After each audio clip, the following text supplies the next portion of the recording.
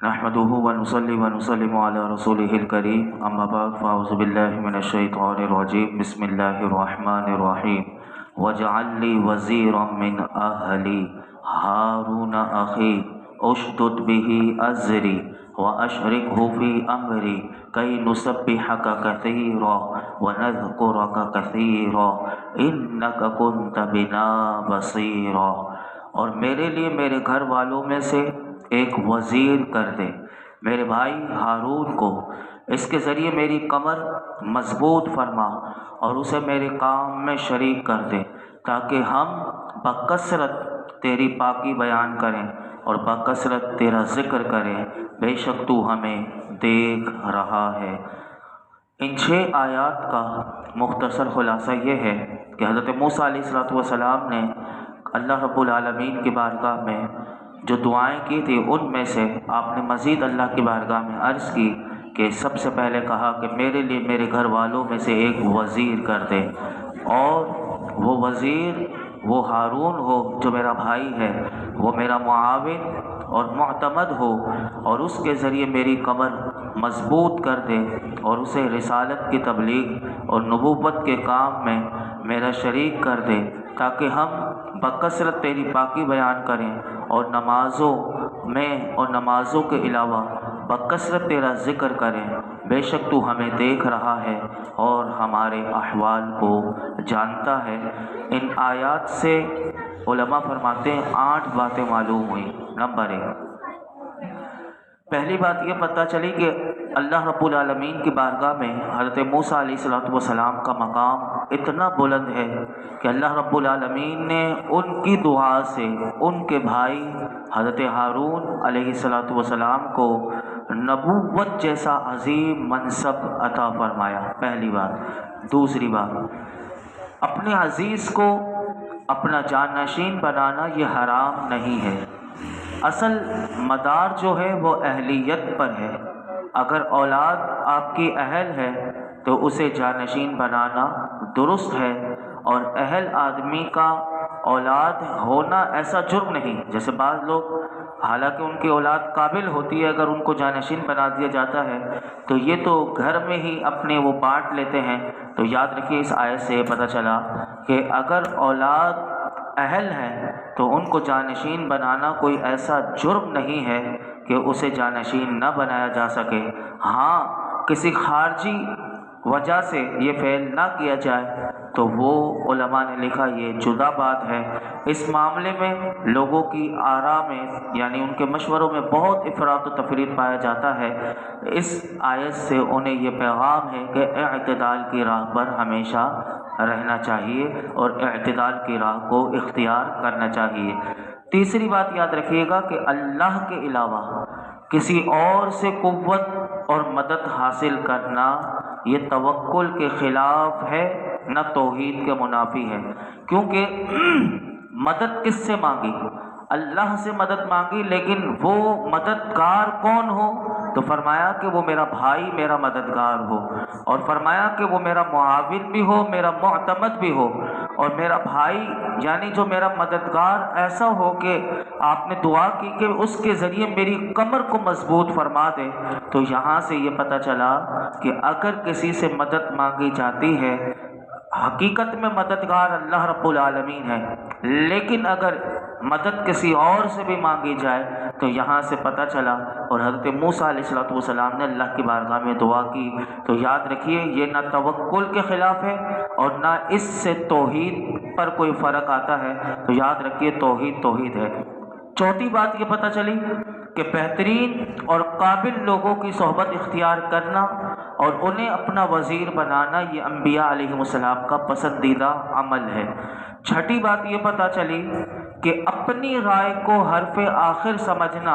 اور اپنی قوت و شوکت پر غرور کرنا یہ درست نہیں۔ یہاں پر اللہ رب العالمین نے حضرت موسیٰ علیہ السلام کو کیا قوت عطا فرمائی تھی، یہ آپ سماعت کر چکے تھے کہ آپ کو لاٹھی جیسا معجزہ عطا کیا، اس لاٹھی کے کرشمے کیا کیا، اور آپ کو معجزہ ہاتھ کا بھی عطا کیا کہ جو روشن تھا سورج کی طرح اور چاند کی طرح وہ ہاتھ روشن، اور ہر طرح کی اللہ نے طاقت دی، لیکن اپنی طاقت پر غرور نہیں کیا، اپنی قوت پر غرور نہیں اور اپنی رائے کو حرف رائے نہیں آخر نہ سمجھا، تو یہاں سے یہ بھی ہمیں سبق ملا کہ اگر آپ کسی کو رائے دے دیں، مشورہ دے دیں، تو مشورے کو یہ نہ سمجھا کریں کہ میرا مشورہ یا میری رائے یہ آخری رائے ہے، اس کے علاوہ آپ کوئی رائے نہیں قبول کرنی چاہیے، تو ایسا نہیں کرنا چاہیے، یہ اللہ رب العالمین کو پسند نہیں ہے۔ چھٹی بات یہ پتہ چلی کہ جو چیز اپنے لیے پسند کی جائے وہی اپنے بھائی کے لیے پسند کی جائے۔ آپ کو جو اللہ نے عطا کیا تھا، آپ نے اپنے بھائی کے لیے بھی نبوت کا سوال اللہ کی بارگاہ میں کیا۔ اور اسی طرح ساتویں بات یہ ان آیات سے یہ پتہ چلی کہ نیکیاں زیادہ کرنے کے معاملے میں نیک آدمی کی صحبت اختیار کرنے کا بڑا عمل دخل ہے۔ جو جتنا نیک ہو اگر اس کی بارگاہ میں بندہ بیٹھتا ہے تو اتنی ہی اس کو بھی جذبہ بڑھتا ہے کہ میں بھی نیکیاں زیادہ کروں۔ تو جتنے برے لوگوں کے ساتھ بندہ بیٹھے گا تو اس کی زبان سے بھی، اس کے افعال سے بھی برائیاں سرزد ہوں گی۔ اور آٹھویں بات یہ پتہ چلی کہ اللہ کا ذکر جماعت کے ساتھ مل کر کرنا اور بزرگوں کے پاس بیٹھ کر کرنا یہ بہت افضل ہے، یہ ان آیات سے پتہ چلا، کیونکہ آپ نے اللہ کی بارگاہ میں کیا کہا کہ میرے مولا تو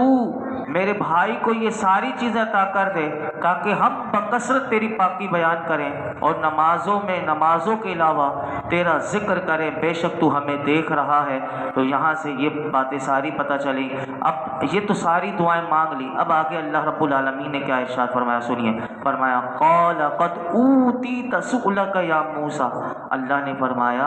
اے موسیٰ تیرا سوال تجھے عطا کر دیا گیا۔ یعنی اللہ رب العالمین نے موسیٰ علیہ السلام کو وحی بھیجی کہ فرمایا کہ ہم نے تمہیں وہ تمام چیزیں عطا کر دی ہیں موسیٰ علیہ السلام کہ جن کا آپ نے ہماری بارگاہ میں سوال کیا تھا، ہم نے وہ ساری چیزیں آپ کو عطا کر دی۔ تو یہاں سے یہ بات پتہ چلی کہ اللہ رب العالمین کی بارگاہ میں دعا مانگی جاتی ہے تو اللہ رب العالمین قبول فرماتا ہے۔ اور یاد رکھیے کہ یہ سارا قرآن ہمیں ادب سکھا رہا ہے۔ آگے کیا ہوا سماعت کیجیے، فرمایا وَلَقَدْ مَنَنَّا عَلَيْكَ مَرَّةً أُخْرَى، اور بے شک ہم نے تجھ پر ایک مرتبہ اور بھی احسان فرمایا۔ اب یہاں پر ایک اور احسان کا اللہ نے ذکر کیا، وہ کون سا ہے سنیے۔ اس آیت میں مفسرین فرماتے ہیں کہ اللہ رب العالمین نے فرمایا کہ اے موسیٰ ہم نے آپ کے سوال کرنے سے بھی پہلے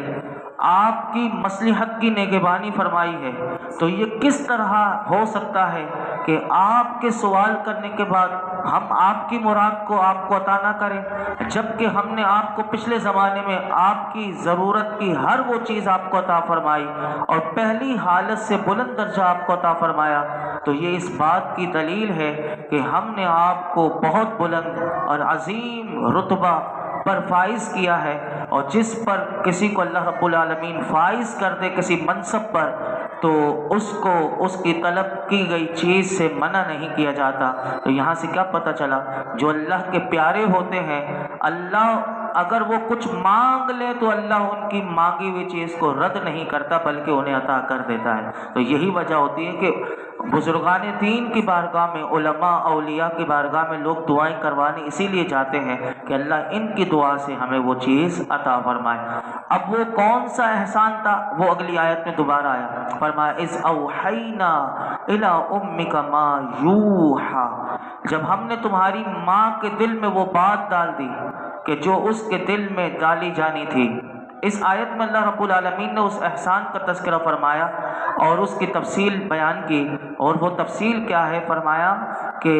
آپ کی ولادت کے وقت آپ کی ماں کو یہ خطرہ ہوا، اندیشہ ہوا کہ فرعون آپ کو قتل کر دے گا، تو ہم نے آپ کی والدہ کے دل میں یہ بات ڈال دی، یا مفسرین کہتے ہیں خواب کے ذریعے آپ کی والدہ کو الہام کر دیا کہ اس بچے کو پیدا ہونے کے بعد تم نے ایک صندوق میں بند کرنا ہے اور صندوق کو دریائے نیل میں ڈال دینا ہے۔ یہ اللہ رب العالمین نے حضرت موسیٰ علیہ السلام کو تدبیر، ان کی والدہ کو تدبیر بتائی کہ آپ کا بچہ کیسے محفوظ رہے گا۔ تو یہاں پر اسی کا بتایا کہ دریائے نیل میں ڈال دینا، پھر دریا اسے کنارے پر ڈال دے گا تاکہ اسے وہ فرعون اٹھا لے کہ جو میرا بھی دشمن ہے اور اس کا بھی دشمن ہے۔ چنانچہ حضرت موسیٰ علیہ السلام کی والدہ نے آپ کے لیے ایک صندوق بنایا اور اس میں روئی کو بچھایا اور حضرت موسیٰ علیہ السلام جب پیدا ہو گئے تو حضرت موسیٰ علیہ السلام کی والدہ نے اس صندوق میں آپ کو رکھ کر اس صندوق کو بند کیا اور اس کی درزی کیر کے روغن سے بند کر دیا، اور فرمایا پھر اس صندوق کو دریا نیل میں آپ بہا دیا، اور اس دریا سے مفسرین فرماتے ہیں ایک بڑی نہر جو تھی وہ فرعون کے دربار میں سے ہو کر گزرتی تھی، اور فرعون اپنی بیوی آسیہ، حضرت آسیہ رضی اللہ تعالیٰ عنہ کے ساتھ وہ بیٹھا ہوا تھا، نہر کے کنارے گفتگو کر رہا تھا، اس نے نہر میں صندوق آتا ہوا دیکھا تو اپنے غلاموں اور اپنے کنیزوں کو کہا کہ اس صندوق کو اٹھا کر لاؤ، کہ جب صندوق کو کھولا گیا تو اس میں سے ایک نورانی شکل والے ایک جس کی پیشانی چمک رہی تھی اور ان کے چہرے سے اتنی وجاہت تھی، اللہ اکبر، کیا اللہ کے نبی خوبصورت تھے حضرت موسیٰ علیہ السلام، کہ ان کے چہرے کی وجاہت اور اس کے آثار جو تھے ان کے چہرے پر نمودار ہو رہے تھے۔ اور حضرت موسیٰ علیہ السلام کو جب بچپن میں صندوق کھول کر فرعون نے پہلی بار دیکھا تو خود وہ ان کی محبت میں خود گرفتار ہو گیا۔ اور یہاں پر علماء نے ایک اور بات لکھی کہ یہ یاد رکھیے گا کہ یہاں پر جو اس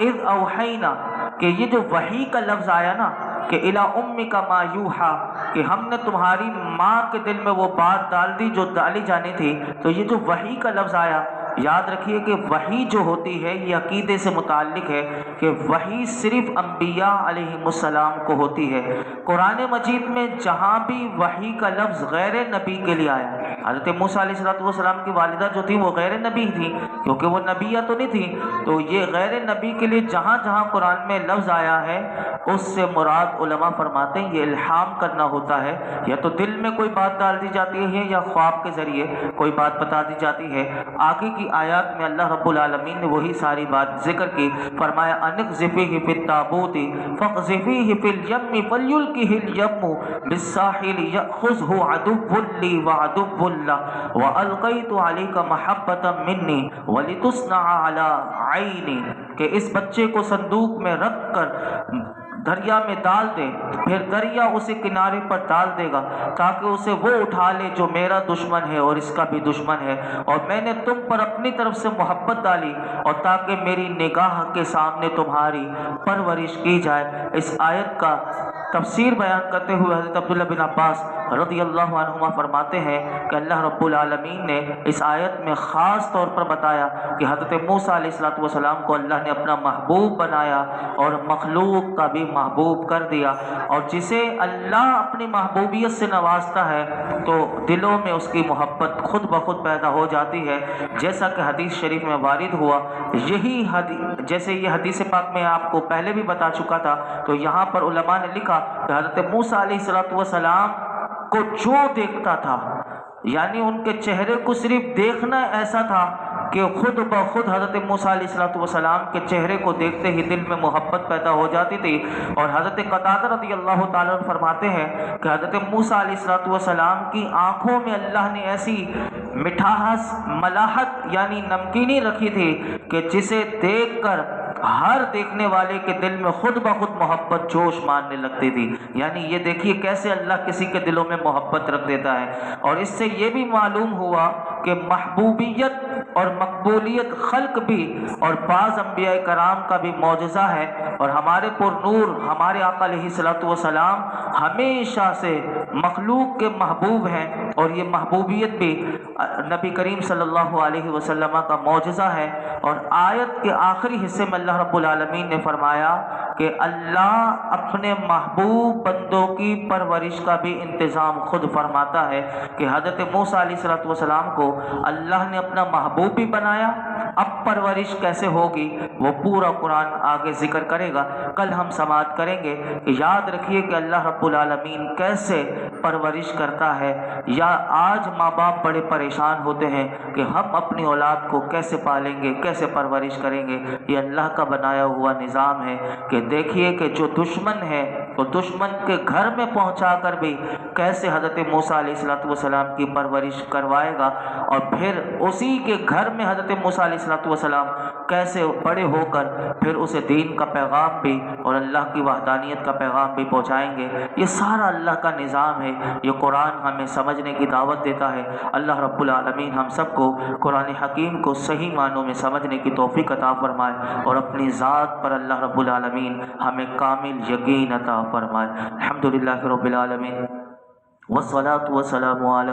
सय्यिदिल अंबिया वल मुरसलीन व अला आलिहि व अस्हाबिहि अजमाइन। या अल्लाह पाक जो कुछ हमने सुनाया इसमें कोई गलती कोताही हो माफ़ फरमा, अपनी बारगाह में कबूल फरमा। हमें मौलाई करीम बेहतरीन सीखने सिखाने की तौफीक अता फरमा। या रब्बल आलमीन कुरान हकीम की बरकत से हमारे गुनाहों को माफ़ फरमा, हमारी ख़ताओं को माफ़ फरमा, हमारी बेहिसाब मग़फ़िरत फरमा, हमारे वालिदैन की, मेरे आका की तमाम उम्मत की मग़फ़िरत फरमा। हमें अपना फज़ल व करम अता फरमा, अपने और अपने हबीब की सच्ची मोहब्बत अता फरमा। या अल्लाह हमें हर किस्म के गुनाह से बचने वाला बना दे। या अल्लाह तू हमारी हिफाजत फरमा नफ्स व शैतान के हर वार से। अल्लाह हम तेरी पनाह मांगते हैं, अपनी पनाह अता फरमा। आज तक जितनी दुआएं की हैं आइंदा करेंगे सब दुआओं को कबूल फरमा। ये दर्स कुरान में ये जितने हाज़रीन मौजूद हैं अल्लाह जिसकी जो मुराद हो पूरी फरमा। व सल्लल्लाहु तआला अला खैर खल्क़िही मुहम्मद व अला आलिहि व अस्हाबिही